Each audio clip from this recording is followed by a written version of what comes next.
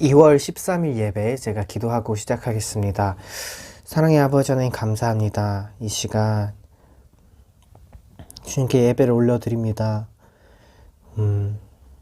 주님을 예배할 때 우리 예배가 어떤 장소나 형식으로 규정되는 것이 아니라 주님을 예배하는 예배자들이 함께 모였기에 예배의 자리가 되는 그런 시간 될 수 있게 도와주세요. 감사드렸고 예수님의 이름으로 기도드립니다. 아멘. 네, 찬양하실게요.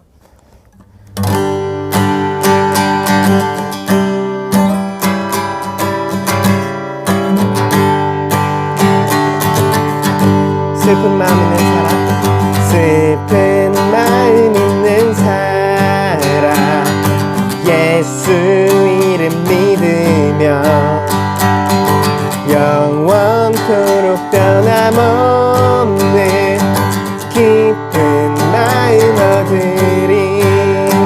예수의 이름은 세상의 소망이요, 예수의 이름은 천국의 기쁨일세. 존귀하신 주의 이름 너의 방패 삼아라. 환난 시험 당할 때에 주께 기도드려라. 예수의 이름은 세상의 소망이요, 예수의 이름은 천국의 기쁨일세. 존귀하신 주의 이름 우리 기쁜 대도가 주의 품에 안길 때에 기뻐 찬송 부르리. 예수의 이름은 세상의 소망이요, 예수의 이름은 천국의 기쁨일세. 우리 갈 길 다 간 후에 보좌 앞에 나가 왕의 왕께 경배하며 면류관을 드리리. 예수의 이름은 세상의 소망이요, 예수의 이름은 천국의 기쁨일세. 이 시간 함께 같이 기도했으면 좋겠는데요. 정말 이 찬양의 가사가 우리 고백이 되길 원합니다.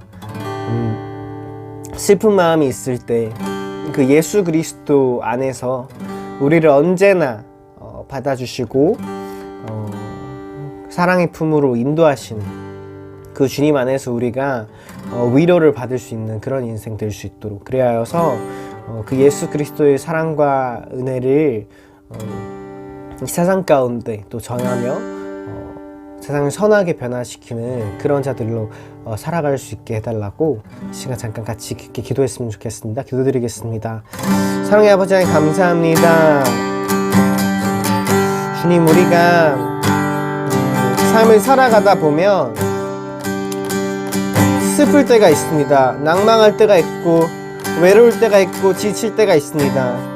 주님, 그럴 때 우리 주님을 바라보게 해주세요. 주님을 바라보게 해주시고 또 주님이 우리 주변의 사람들을 통하여서 우리에게 주시는 그 위로를 누리게 해주세요. 주님, 그 경험이 우리 삶 가운데 축적되어서 우리 삶이 보다 풍요로워지고, 그래서 거저 받은 자들이 또 거저 주는 우리가 살고 있는 이곳을 한층 더 더불어 살기 좋은 곳으로, 아름다운 곳으로 만드는 그런 자들 되게 하여 주세요. 주님, 예수 그리스도께서 하셨듯이 모든 벽을 허무시고 하나 되게 하신 그 주님의 역사가 우리 삶 가운데, 우리 삶을 통하여 일어나길 소망하오니 우리 인도하시고 붙들어 주세요. 사랑의 아버지 하나님, 감사합니다. 우리가 그 주님의 율례들을 알고 주님의 법도를 알고 그것들을 따라서 살아가게 하시니 감사드립니다. 우리 삶이 반듯하게 주님께서 명령하신 것들을 따라서 걸어갈 수 있도록 도와주시옵시고, 혹 잠깐 벗어나게 되었더라도 그것을 깨달았을 때 빨리 돌아올 수 있는 은혜를 허락하여 주세요. 그리하여서 주님과 주님 기뻐하시는 길로 가며 주님과 동행하는 그런 삶 될 수 있게 도와주세요. 감사드렸고 예수님의 이름으로 기도드립니다. 아멘. 이 시간 사도신경으로 우리 신앙을 고백하겠습니다. 나는 전능하신 아버지 하나님, 천지의 창조주를 믿습니다. 나는 그 유일하신 아들, 우리 주 예수 그리스도를 믿습니다.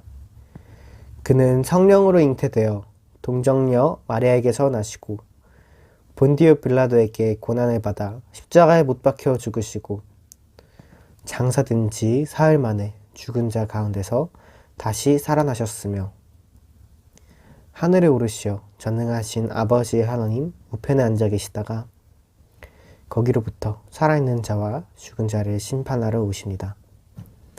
나는 성령을 믿으며 거룩한 공교회와 성도의 교제와 죄를 용서받는 것과 몸의 부활과 영생을 믿습니다. 아멘. 기도드리겠습니다. 악에서 떠나 선을 행하고 화평을 구하며 그것을 따르라. 베드로전서 3장 11절 말씀. 아멘. 언제나 선하신 하나님 아버지, 오늘도 주님의 선하심으로 저희를 예배의 자리로 인도해 주심에 감사를 드립니다. 주님, 저희는 연약하여 악에게 무너질 때가 참 많습니다. 하지만 이 전쟁은 제가 아닌 하나님께 속해 있음을 고백합니다. 그러므로 저희가 늘 하나님께 속하여 있고 하나님만을 섬기는 자녀로 살아가게 해주세요. 주 없이는 단 하루도 살 수 없습니다. 저희들이 평화가 없는 이 땅에 화평을 구하며 살게 해주시고 분열된 이 땅에 진리와 은혜를 선포하게 해주세요. 오늘도 생명의 말씀을 전해주시는 백정성 목사님께 하늘의 평화를 내려주시고 이 말씀이 저희 삶의 열매 맺도록 인도하여 주세요. 평화의 왕이신 예수님의 이름으로 기도드립니다. 아멘. 안녕하세요. 2분 안에 끝내는 2분 컷입니다. 설날과 추석은 양대 최대의 명절로 야근은 기본에 주말 공휴일 할 것 없이 일시키는 기업들도 이날만큼은 달콤한 휴식을 선사해 주는데요. 다만 회사를 비롯해 법원이나 병원, 은행은 물론이고 각종 음식점, 택배업체들도 대부분 쉬기 때문에 여간 불편한 게 아니죠. 이런 외부 활동들의 제한은 가족들을 한 지붕 밑에 모아주는데 제법 큰 역할을 하는데요. 오랜만에 가족들 얼굴도 보고 안부도 물으며 행복한 시간만 보내면 좋겠지만 명절만 되면 찾아오는 각종 스트레스 들은 당장이라도 집 밖에 뛰쳐나와 차라리 일이라도 하고 싶을 정도로 크게 느껴지죠. 시작도 전부터 사람 짐 빠지게 하는 고속도로 헬게이트는 물론 많은 양의 음식을 만들어야 하는 수고스러움이나 매년 우더른들에게 듣는 똑같은 내용의 잔소리들은 명절 증후군이란 신조어를 낳기도 했는데요. 한국의 경우 농경민족의 전통으로 예로부터 농사일을 끝낸 후 온 가족이 모여 수확품을 나누거나 풍년을 기원하는 제사를 지내는 등의 가족 단위 행사가 많았습니다. 그리고 명절이 되면 꼭 종가 혹은 우더른이 살고 계시는 집으로 찾아가는 풍속 본능이 있었죠. 장유유서, 유교 문화가 아직도 완고한 한국에 가족들이 모인 자리에서 대화를 나누다 보면 나이나 성별을 토대로 한 권위주의가 드러나게 되는데요. 이는 고부 갈등으로 이어지기도 하고 형제 다툼으로 번지기도 하는 등 많은 사람들이 불편해지는 상황을 초래하죠. 오래전부터 내려오던 풍속 전통과 남존여비, 오지랖 등의 다양한 이유와 맞물려 벌어지는 이 명절 증후군은 사실 한국에만 있는 현상은 아닙니다. 미국에서도 헐리데이 블루이스라고 전미 심리학회에서 정식 명명하여 서술해 놓고 있으며 있는데요. 중국과 일본에서도 유사한 문화를 갖고 있는데요. 다들 공통적으로 편히 쉬어야 할 휴식 시간에 불필요한 감정 노동을 겪는다는 고통을 호소하고 있죠. 물론 명절 증후군에 시달리는 사람들도 있겠지만 반대로 오랜만에 가족들을 만나 즐거운 시간을 보내고 마음의 안식을 찾게 되는 좋은 하루를 보내는 사람들도 정말 많이 있을 거라 생각하는데요. 모든 일을 낙관적으로 해석할 순 없지만 그래도 좋은 게 좋은 거라고 우리 모두 가족들과 함께하는 그 시간들 속에서 나만의 힐링을 찾아보도록 해요. 최근 제가 올린 플라시보 효과 영상을 보시면 도움이 좀 될지도 모르겠습니다. 자, 이번 시간은 베드로전서 두 번째 순서로서 신자의 복종이라는 주제로 말씀을 나누고자 합니다. 먼저 본문 말씀은 베드로전서 3장 1절과 7절 말씀을 자막을 보며 함께 나누도록 하겠습니다. 3장 1절, 아내들아 이와 같이 자기 남편에게 순종하라.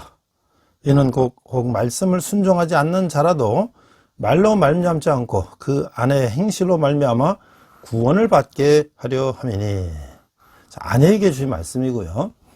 다음에 7절은 남편에게 주신 말씀입니다. 남편들아 이와 같이 지식을 따라 너희 아내와 동거하고 그를 더 연약한 그릇이요 또 생명의 은혜를 함께 이어받을 자로 알아 귀히 여기라. 이는 너희 기도가 막히지 아니하게 하려 함이라.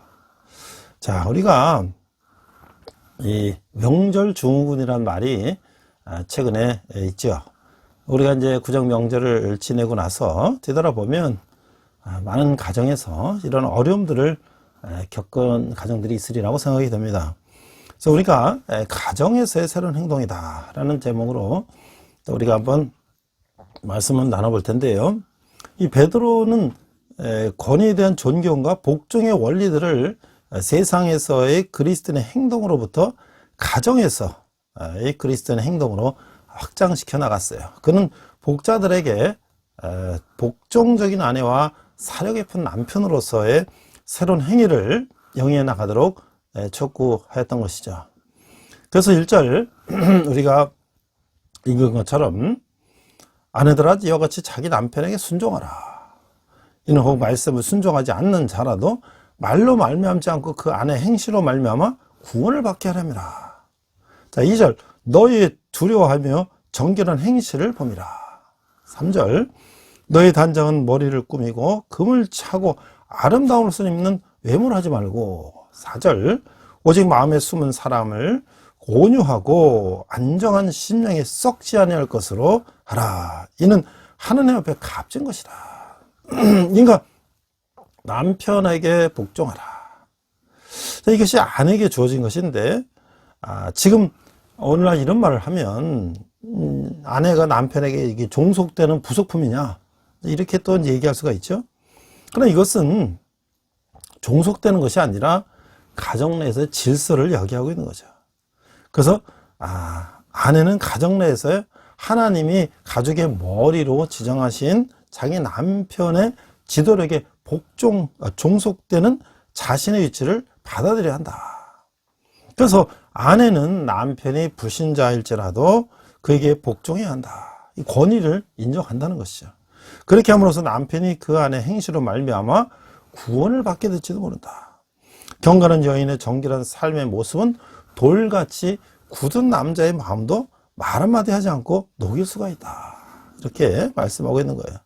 자, 이런 형태의 승리로는 여인은 아주 매력적인 사랑스러움을 소유하고 있는데 그런 사랑스러움이라는 게 어떤 외모의 치장으로 오는 게 아니라 온유하고 안정하고 심령이 썩지 않을 것으로 온다는 거예요.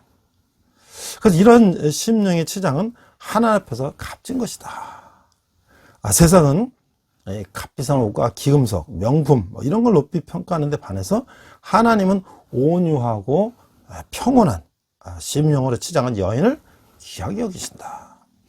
여기서 베드로는 여인들이 기금속이나 좋은 옷을 입어서는 안 된다고 한 것이 아니라 그리스도인인 아내들은 거치장을 진정한 아름다움의 원천으로 생각해서는 안 된다라고 말씀하고 있는 것이죠.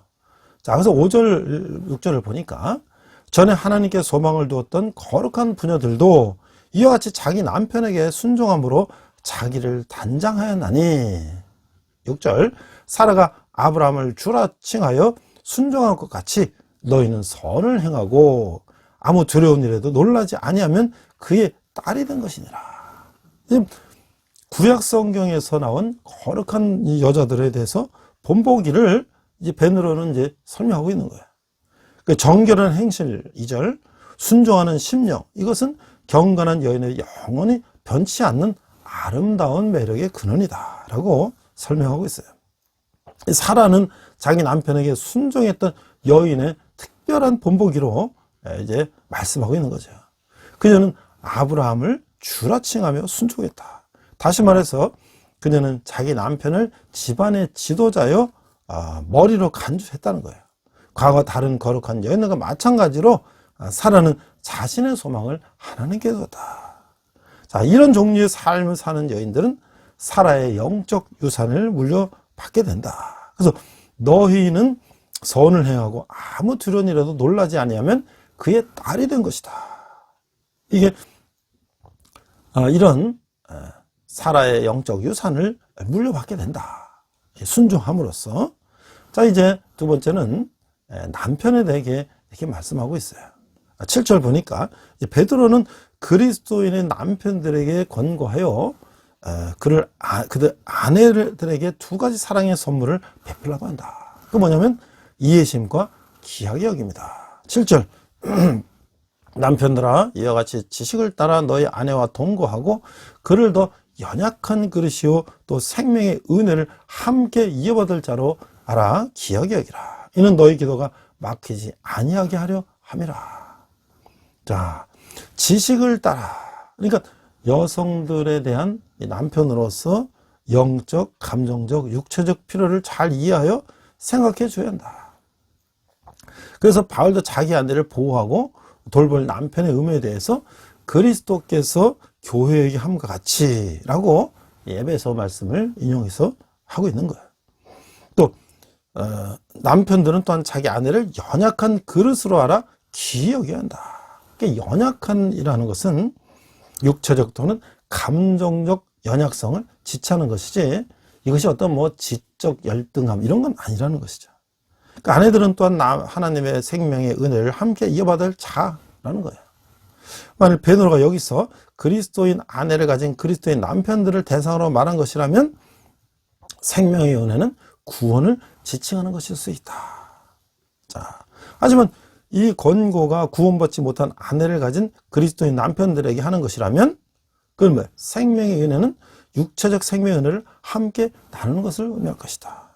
자기 아내에게 관심을 가지고 귀히 여기지 않는 남편들은 그들의 기도가 응답될 것을 기대할 수가 없다.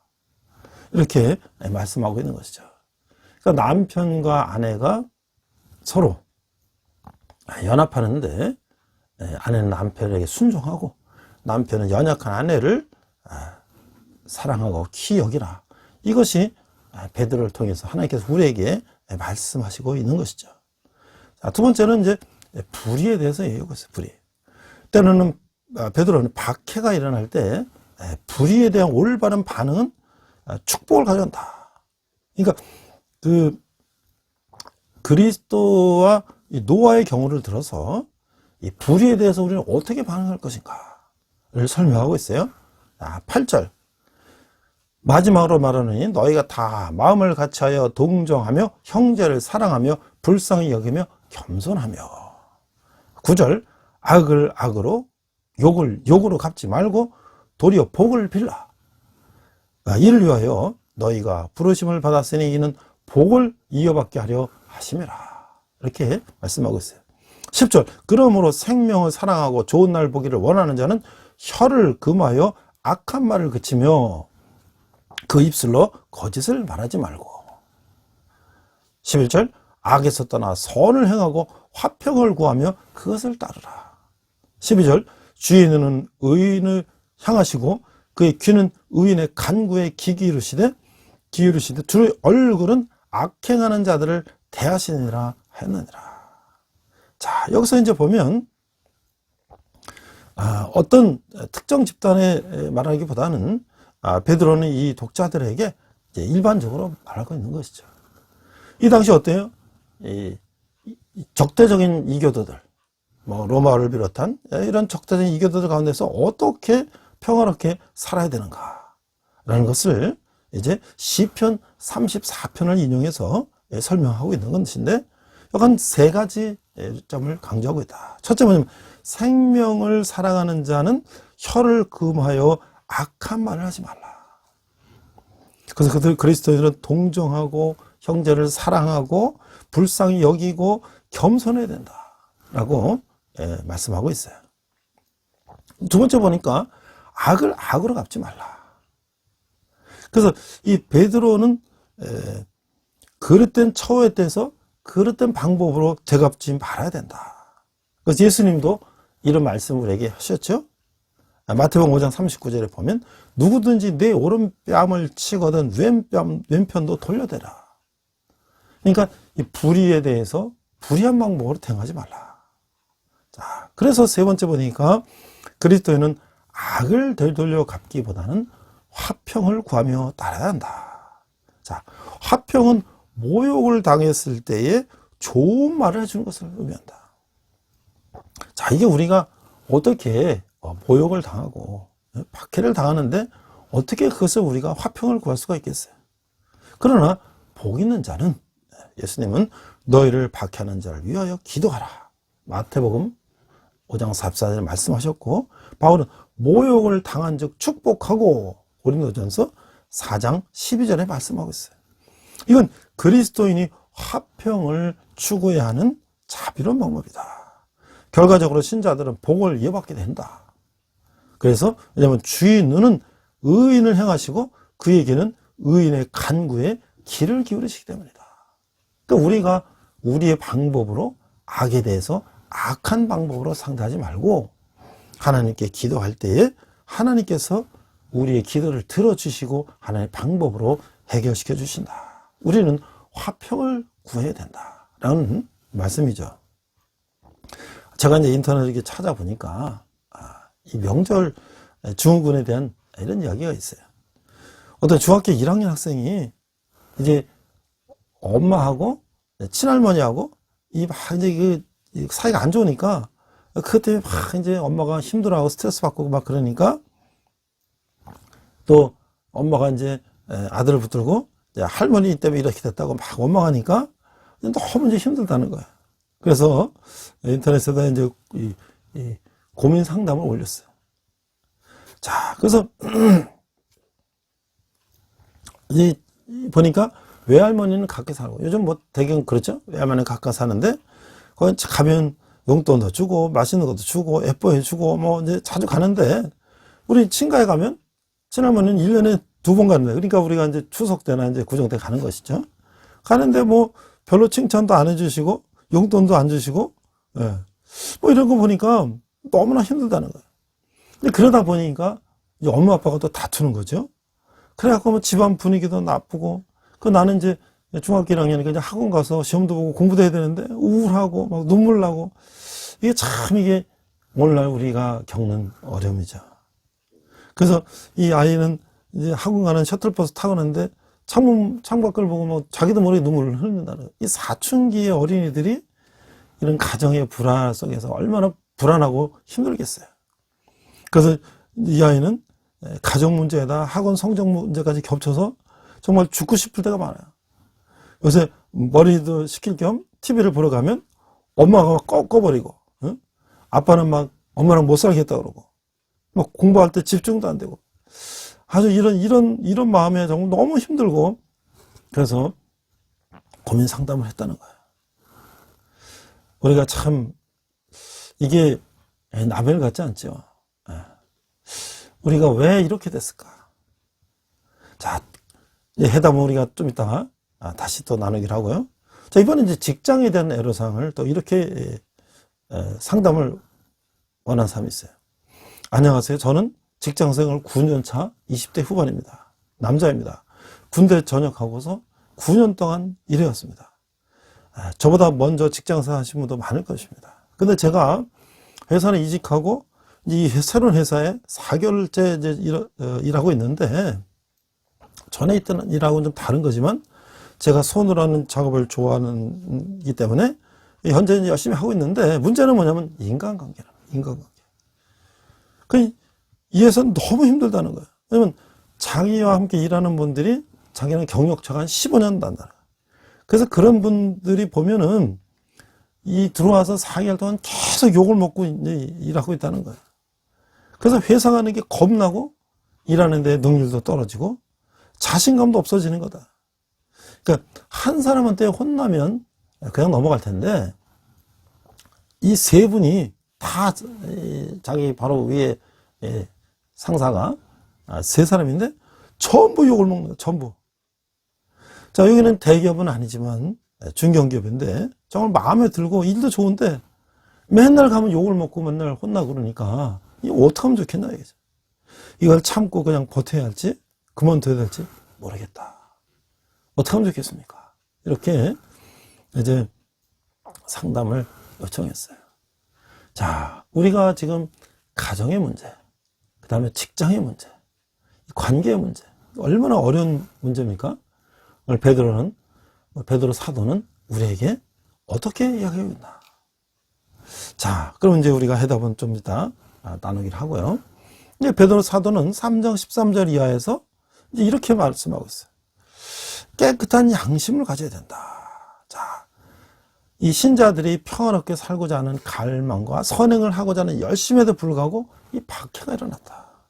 왜? 이 로마나 여러 가지 박해가 있잖아요.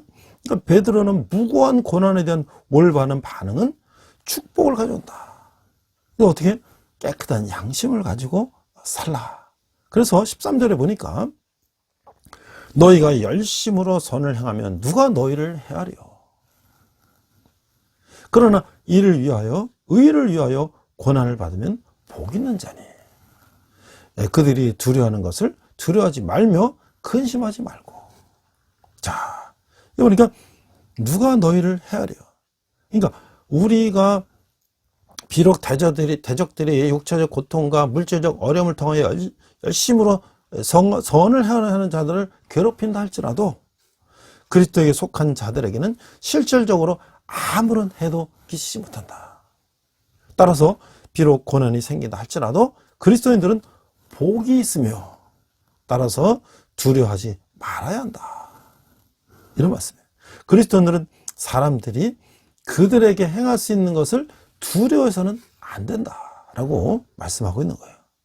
자, 15절 보니까 너희 마음에 그리스도를 주로 삼아 거룩하게 하고 너희 속에 있는 소망에 관한 이유를 묻는 자에게는 대답할 것을 항상 준비하되 온유와 두려움으로 하고. 자, 그리스도인들은 자신의 마음에 그리스도를 주로 삼아야 한다. 그 결과 그리스도인들은 그리스도를 향한 자신의 소망에 관한 이유를 항상 준비해야 된다. 그래서 이 베드로전서는 소망의 책이다. 그와 같은 구두 변론은 자신들의 구별된 행동과 일치를 이루어야 된다. 자, 16절에 보니까 선한 양심을 가지라. 이는 그리스도 안에 있는 너희의 선행을 욕하는 자들로 그 비방하는 일에 부끄러움을 당하게 하려면. 그러니까 우리가 선한 양심을 가지면 우리의 착한 행실에 대해서 욕하는 자들로 그 비방하는 일에 부끄러움을 당하게 될 것이다. 그렇기 때문에 신자는 거만한 태도를 행해서는 안 되며 온유와 두려움으로 행해야 된다.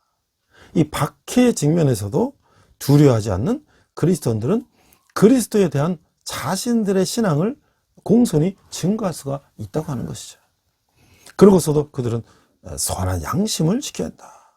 베드로는 아마도 그 자신의 두려움 때문에 온유하지도 않고 경외를 표하지도 못하는 말로 그리스도를 부인했던 일을 은연중에 의식하고 있는 거예요. 뭐예요? 베드로는 예수님을 3번 부인했잖아요. 그러니까 자기가 그런 두려움 때문에 온유하지도 않고 경의를 표하지도 않는 예수님을 부인했던 그러한 상처가 있기 때문에 그는 이런 말씀을 하고 있는 거예요. 겸손하고 온유하고 선한 양심을 가져야 된다. 물론 예수께서 다시 부활하시고 오셔서 베드로에게 내 양을 먹이라 하고 이제 같이 식사하시면서 그걸 용서해 주셨지만 그는 평생 예수님 배반했던 것을 그는 이제 부끄러워하며 회개하며 그가 어떤 실족했거나 이런 사람들을 보면 그들을 자기의 경험을 비추어서 위로했던 것이죠. 자, 17절 보면 선을 행함으로 고난받는 것이 하나님의 뜻일진데 악을 행함으로 고난받는 것보다 나으리라. 그러니까 베드로는 선을 행함으로써 고난받는 것이 그들에 대한 하나님의 뜻일지도 모른다는 사실을 말하고 있어요. 그 앞으로 말한 바와 같이 그는 하나님의 앞에서 아름다움에 따라서 악을 행함으로써 고난받는 것보다 낫다. 18절 이제 말씀을 마무리합니다. 그리스도께서도 단번에 죄를 위하여 죽으사 의인으로서 불의한 자를 대신하셨으니 이는 우리를 하나님 앞으로 인도하려 하심이라.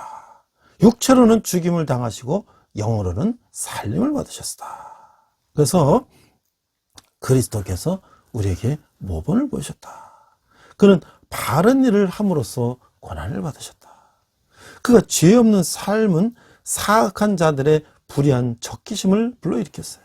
하지만 그는 사람들을 두려워하지 않았고 대신에 자기 자신을 하나님께 의탁하셨다는 거예요.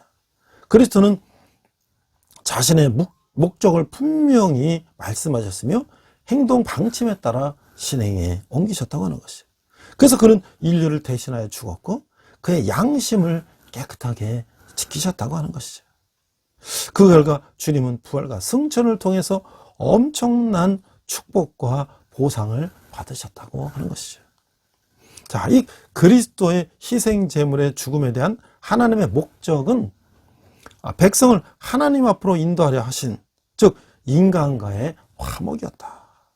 베드로는 그리스도의 부활을 언급함으로써 구원 사역에 대한 요약을 이제 마무리하고 있는데, 비록 그리스도가 육체로는 죽임을 당하으나 영적으로는 살림을 받으셨다라고 하는 것을 이제 말씀하고 있는 것이죠. 자, 그러면 이제 우리가 앞으로 다시 돌아가서 이제 가족 간의 이 화목과 이 직장에서의 이제 그런 어려움들을 이제 중학교 1학년 학생이 상담을 이제 시작했잖아요. 이건 어디까지나 이제 인터넷에서 일반적인 이제 시민들이 서로 얘기한 거예요. 그래서 우리 인간적인 방법도 얼마든지 더 좋은 조언을 해주고 할 수가 있고 더 카운슬링을 해줄 수가 있죠. 그래서 제가 어떻게 이 중학교 1학년 학생의 고민에 대해서 상담을 해줬는지를 제가 이제 답을 더 찾아봤어요. 그랬더니 이렇게 얘기를 했어요. 근데 이 답을 해준 사람이 누구냐니까 고등학교 1학년 학생이에요. 근데 고등학교 1학년 학생인데 아주 지혜롭게 이렇게 이제 설명을 하고 있어요. 그래서 제가 한번 인용을 해보겠습니다. 자, 우선 저에 대해서 알려드리자면 단지 꿈이 상담교사인 예비 고1 학생입니다. 그 예비 고1 학생은 중3이라는 거죠. 네. 그래서 하지만 상담에 대해서 배우는 적은 없고 그냥 평범한 학생이죠. 그래도 학교에서 친구들이 고민 같은 것을 저한테 말하면 제가 그냥 대충 이렇게 제가 해결해 줍니다. 보니까 아마 이 학생이 그런 은사가 있는 것 같아요. 그래가지고 친구들의 그 고민도 상담해주고 그랬다는 거예요. 자, 그러면서 이렇게 얘기했어요. 이 글을 읽으니까 왠지 모르게 질문자님에게 좀 더 친근하게 따뜻하게 감싸주고 싶은 생각이 마음이 드네요. 자, 그런 말은 편하게 할게요. 내가 이제 말을 놓고 얘기를 할게요. 이렇게 형이에요. 형이 동생이 이제 이렇게 얘기를 하고 있는 거예요. 자, 지금은 공부한 게 중요한 게 아니라 가족이 화목이 중요하니까 일단 공부는 나중에 얘기하고 우선 이 가족 화목에 대해 얘기할게 이러면서 얘기하는데, 자, 우선 친구의 나이로는 아직 어떻게 할 나이가 되지 않는단다. 지금은 그냥 엄마의 마음과 친할머니의 마음을 가슴에 새겨듣고 공감해주는 일밖에 할 수가 없단다. 이걸 저도 이렇게 읽어보면서 이 중3 학생이 굉장히 나름대로 전문적으로 상담 공부를 안 했다 그러지만 이 관계에 대해서 생각하는 거 보니까 굉장히 좀 잘 얘기를 하고 있어요. 자, 그래서 이제 뭘 어떻게 하냐면 우선 정말 하루 날을 잡아서 엄마하고 먼저 얘기를 하는 거예요. 친할머니랑 사이가 안 좋아진 이유를 차근차근히 엄마가 흥분하시면 찬물 떠다 드리면서 길게 이야기를 나눠보는 게 어떨까. 분명 엄마는 원래부터 할머니를 그렇게 싫어하지는 않았을 거야. 이렇게 얘기하고 있어요. 그래서 엄마가 조금씩 입을 열어서 이렇게 된 이유를 알려주시면 고개를 끄덕이면서 최대한 엄마의 입장에 서서 공감을 해드려야 된다. 엄마 눈에서 눈물이 흐르면 휴지로 닦아드리고 정말 진심으로 진지하게 사랑으로 엄마의 말씀을 드려야 한다. 엄마와 대화가 끝났으면 얘는 이제 할머니랑 얘기를 하는 거야. 할머니랑. 그런데 전화가 아니고 할머니를 뵐 일이 생기면 직접 엄마와 1대1로 대한 것처럼 할머니 입장에서 공감하고 가슴으로 사랑으로 할머니의 말씀을 들어보려는 거예요. 그래서 이렇게 된다면 이제 친할머니 엄마하고의 관계 속에서 그런 어려움을 듣고 또 할머니의 관계 속에서 어려움을 들어서 서로 할 수가 있게 됐으니까 그 관계를 화목시켜야 되겠다. 그렇죠? 세 번째 단계는 그래서 이제 엄마와 할머니를 이제 셋이서 한 곳에 만나 두 분을 화해시킬 수 있는 그 자리를 한번 만들어 봐라는 거야. 거기 뭐 이렇게 특별히 먹을 것도 필요 없고 뭐 상차릴 것도 없고 그냥 셋이 있으면 된다. 이게. 그래서 이렇게 모여서 이야기하는데 두 분 다 진심으로 서로의 마음을 알아가려 한다면 그렇게 큰 어려움 없이 서로를 화해시킬 수 있을 것 같다. 두 분의 의견이 또 엇갈린다면 그때는 이제 우리 중학교 1학년 친구가 나서서 서로 입장을 알려주면서 서로 입장에서 보라고 엄마와 할머니에게 말씀을 드려. 뭐 근데 여기서 또 이렇게 팁을 줬어요. 솔직히 이럴 땐 큰 소리로 말하는 게 좀 멋있어 보여. 뭐 이렇게 하면서 그리고 우리 친구가 생각하지 못한 부분이 있는 것 같은데 친구의 아빠 심정은 어떨까? 친구에게 친할머니지만 아빠에게는 엄마야. 세상에서 가장 사랑하는 자식이 보는데도 보란듯이 세상에서 가장 사랑하는 마누라와 세상에서 가장 사랑하는 엄마가 싸우고 있는데 아빠에게 먼저 다가가서 아빠의 마음도 좀 치료해드리고 그럼 아빠도 너의 마음을 치료해 주실 거야. 자, 겉으로는 이혼이고 사랑이 식어버렸지만 처음부터 그렇지는 않았을 거잖아. 서로가 좋아서 결혼을 했을 거니까. 자, 그래서 친구가 생각해도 그렇지? 뭐 이렇게 하면서 서로 감싸 안고 이해하고 이렇게 얘기를 하다 보면 아마 자신도 모르게 펑펑 울면서 이제 서로가 마음속에 있는 것들을 꺼낼 수 있을 거라는 거예요. 자, 그래서 제가 이걸 보면서 이 중재자는 누군가? 이 중재자는 누군가? 이 중재자는 엄마한테는 아들이요, 남편한테는 아들이요, 할머니한테는 손자잖아요.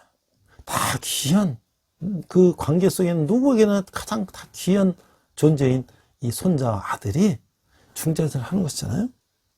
오늘 우리에게 중재자는 누구신가? 예수 그리스도.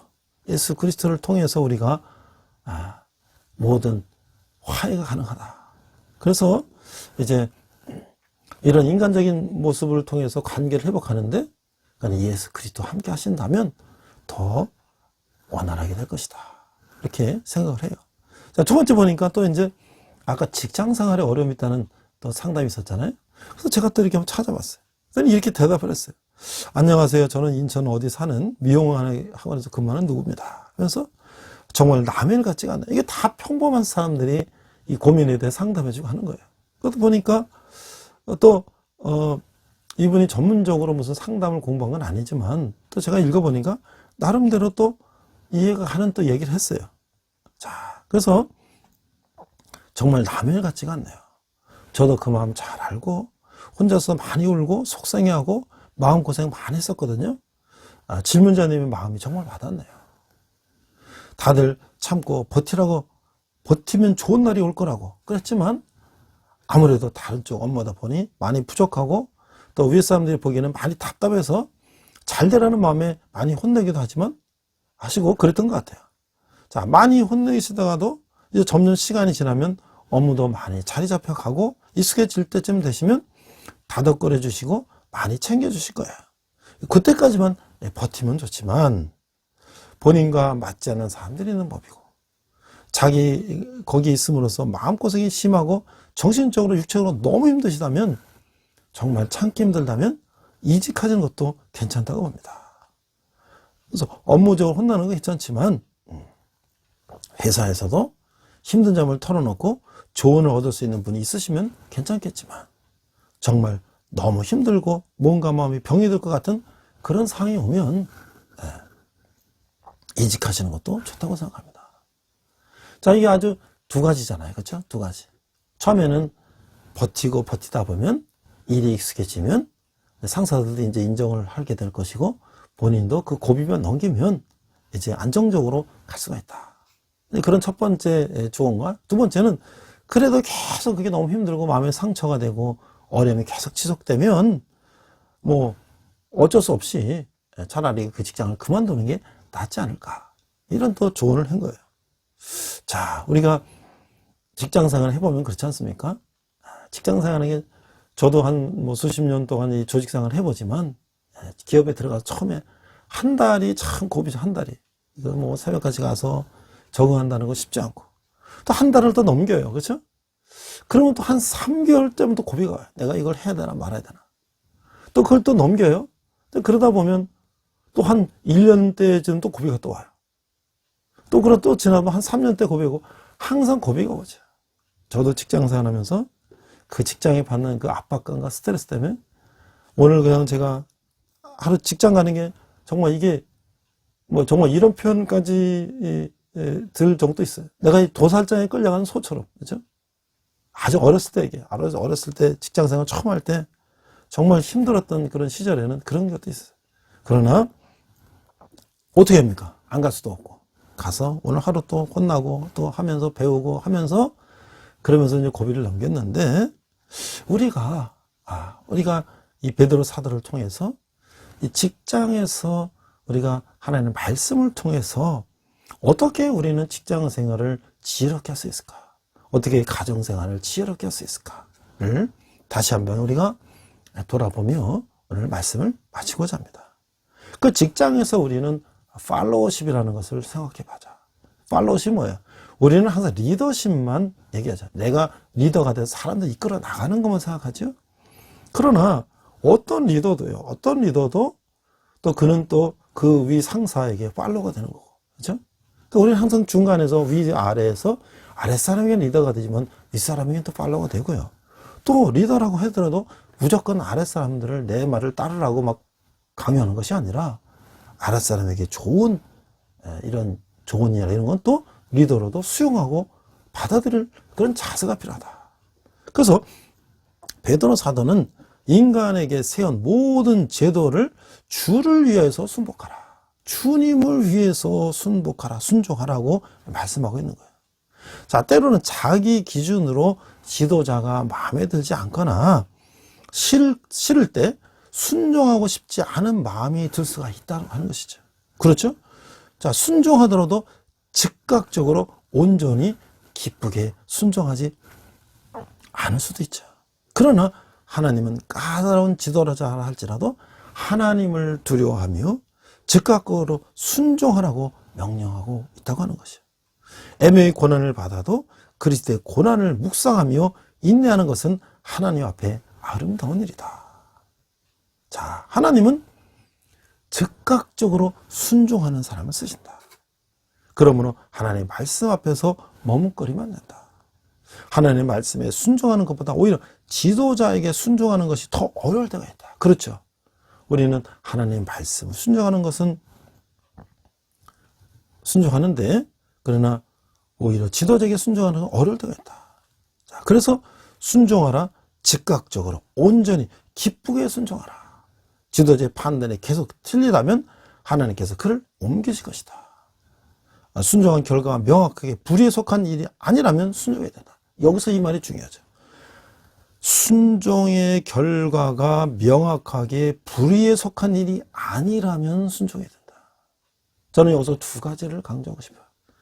첫 번째는 이단적인 우리 하나님에게 거슬리는 명령에 대해서는 우리는 순종해서는 안 된다. 이단의 명령에 우리가 정상적인 그리스도인이 순종해서는 안 된다. 두 번째, 불의한 명령에 대해서는 순종해서는 안 된다. 지금 매스컴에서 떠들썩한 게 뭡니까? 공적인 영역을 사적인 영역으로 이용해서 명령하고 지시하고 부당한 이득을 취하는데 내가 거기에 도구로 사용된 것에 대해서 이것은 부당하다고 이야기하고 있는 거 아니겠습니까? 그것은 분명히 다른 거라고 생각해요.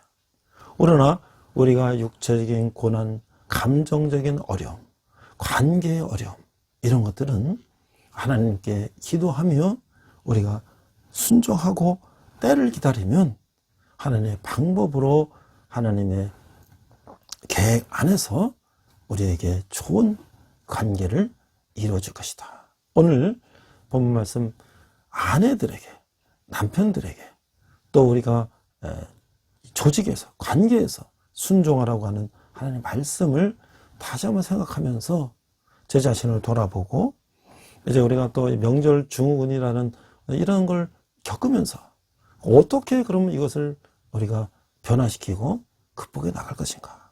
결국 자기 자신을 내려놓고 하나님의 뜻을 받아들여 우리가 서로 순종하는 것이 아름다운 관계를 회복하는 것이 었나 이런 말씀을 생각하며 오늘의 베드로 말씀을 2000년의 말씀을 오늘 우리가 생생하게 우리가 말씀으로 받아들이는 저와 여러분 되시기를 주님의 이름으로 축원합니다. 기도하겠습니다. 하나님 아버지의 은혜를 감사합니다.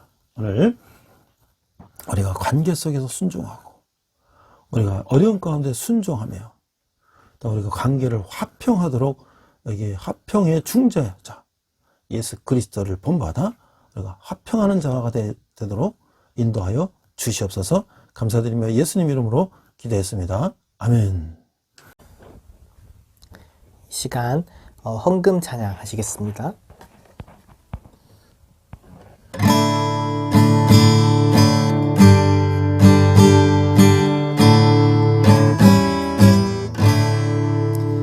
내게 있는 모든 것을 아낌없이 드리네.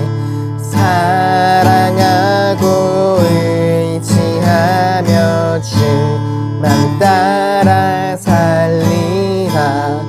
주께 드리네. 주께 드리네. 사랑하는 구주 앞에 모두 드리네. 아멘.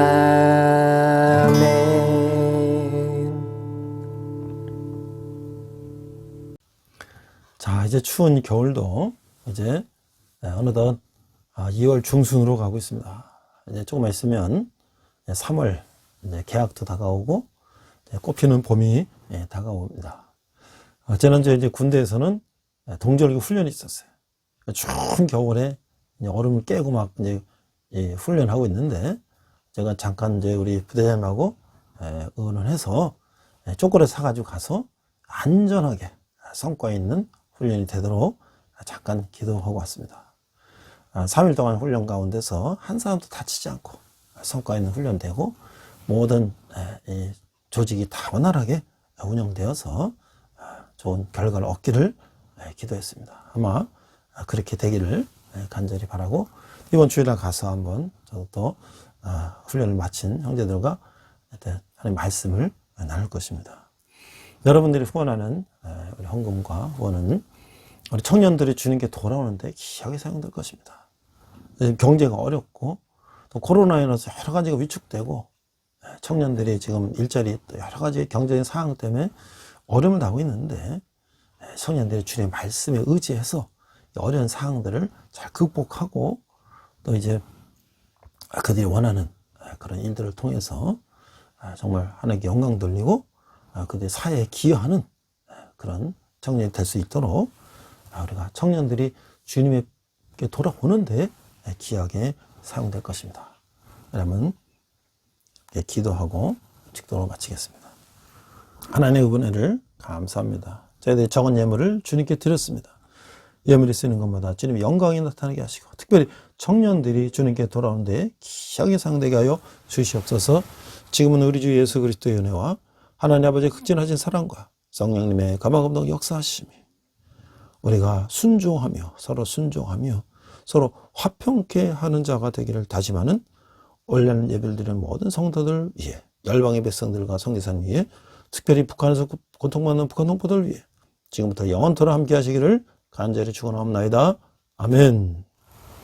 우리 선한 능력으로 찬양하시면서 한 주간 승리하시기 바랍니다. 이 시간 함께 결단 찬양 선한 능력으로 부르시겠습니다.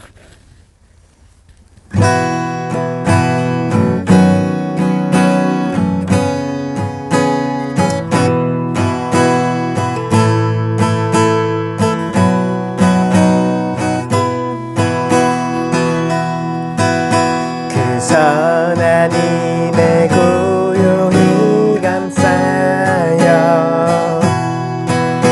그 놀라운 평화를 누리며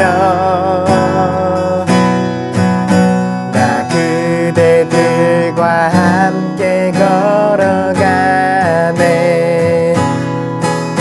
나 그대들과 한 해를 여네. 지나간 어물 어둠의 날들이 무겁게 내 영혼 짓눌러도 오 주여 우릴 외면치 마시고 약속의 구원을 이루소서. 그 선한 힘이 우릴 감싸시니 믿음으로 일어나리 기대하네. 주 언제나 우리와 함께 계셔 하루 또 하루가 늘 새로워. 주께서 밝히신 작은 촛불이 어둠을 헤치고 타오르네. 그 빛에 우리 모두 하나 되어 온 누리에 비추게 하소서. 그 선한 힘이 우리 감싸시니 믿음으로 일어날 일 기대하네. 주 언제나 우리와 함께 계셔 하루 또 하루가 늘 새로워. 이 고요함이 깊이 번져갈 때 저 가슴 벅찬 노래 들리네. 다시 하나가 되게 이끄소서. 당신의 빛이 빛나는 이 밤 그 선한 힘이 우릴 감싸시니 믿음으로 일어날 일 기대하네. 주 언제나 우리와 함께 계셔 하루 또 하루가 늘 새로워. 주 언제나 우리와 함께 계셔 하루 또 하루가 늘 새로워.